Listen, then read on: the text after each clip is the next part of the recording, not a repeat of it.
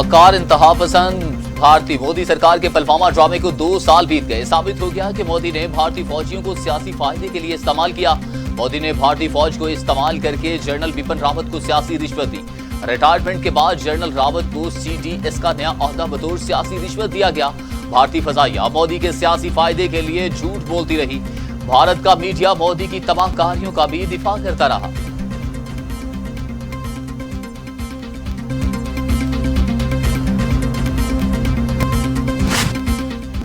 भारत के नाकिस और कमजोर दिफाई निजाम की गूंज दुनिया भर में सुनाई देने लगी। कमजोर एयरफोर्स और नाकारा भारतीय जहाज मजाक बन गए। आलमी मीडिया ने भारत का कागजी शेर करार दे दिया।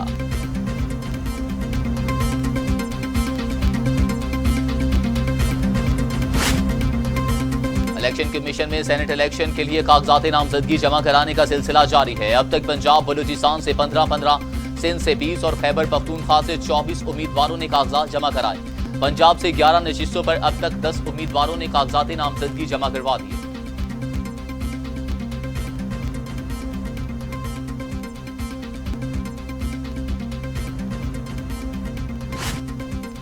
PTI के रहनुमा खुर्रमशेर जमान कहते हैं 2 साबिक वज़ीर आज़म तजवीज़ो तायीद कुनिंदा बन गए। तीसरे मैदान की सियासत छोड़कर सेनेट का सहारा ले रहे हैं।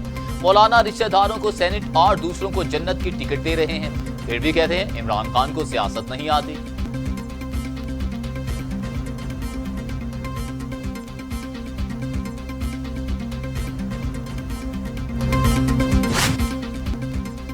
वजीर साइंस फवाद चौधरी कहते हैं कि वजीर आला सिंध कह रहे हैं कि सिंध से 10 नशिस्तें जीतेंगे। जाहिर है ये तब मुमकिन है जब आप दूसरी जमातों के मेंबरान खरीदें। इस रवायात को जारी रखने के लिए पीपल्स पार्टी ओपन वोटिंग की मुखालफत करती है। पीपल्स पार्टी खुफिया वोटिंग पर जोर देती है। सुप्रीम कोर्ट इस बयान को रिकॉर्ड का हिस्सा बनाए।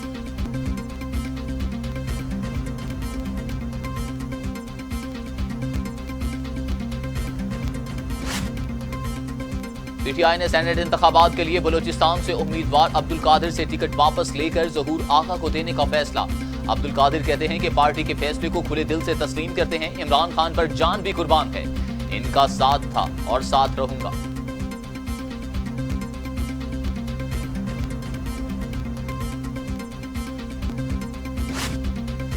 गवर्नर पंजाब से खातून रुकन असेंबली जाहिदा लतीफ की क़यादत में वफ्द की मुलाकात। चौधरी सरवर कहते हैं PTI के सेनेट के तमाम उम्मीदवार कामयाब होंगे। ओपन बैलेट की मुखालफत, वोट बराए फरोख की हमायत है। हुकूमत चाहती है कि सेनेट इंतखाबात की गैर जानिबदारी पर कोई उंगली न उठाए। 2023 तक अपोजिशन जमातें हुकूमत के खात्मे की तारीखें देती रहेंगी। PDM जमातें हुकूमत को घर भिजवाने का ख्वाब देखना छोड़ दें। अफरा तफरी और नाउमीदी फैलाने वालों को मायूसी के सिवा कुछ नहीं मिलेगा।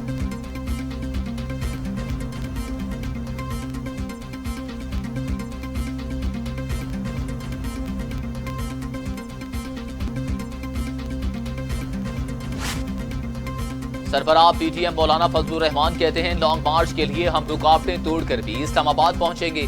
हमने हमेशा आइन के मुताबिक तमाम इदारों के काम करने का मुतालिबा किया था। अगर लॉन्ग मार्च के बावजूद भी हुकूमत नहीं चाहती तो फिर हम भी पूरी कुव्वत से इस तहरीक को जारी रखेंगे।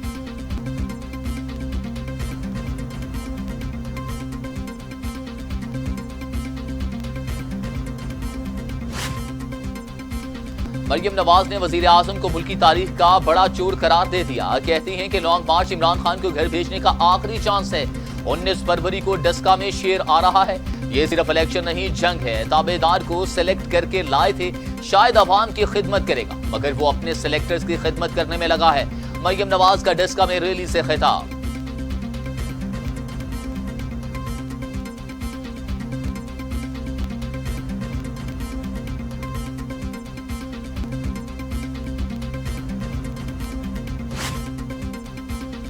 और आसिफ जरदारी ने नवाज शरीफ को इन हाउस तब्दीली के लिए कायल कर लिया। दोनों रहनुमाओं में टेलीफोनिक राबिता। हुकूमत को गिराने की हर ऑप्शन इस्तेमाल करने पर मुकम्मल इत्तफाक। इत्तेहाद हर सूरत बरकरार रखने का अज़्म पीपल्स पार्टी का। अस्लीफों के ऑप्शन पर मुकम्मल रजामंदी का इजहार।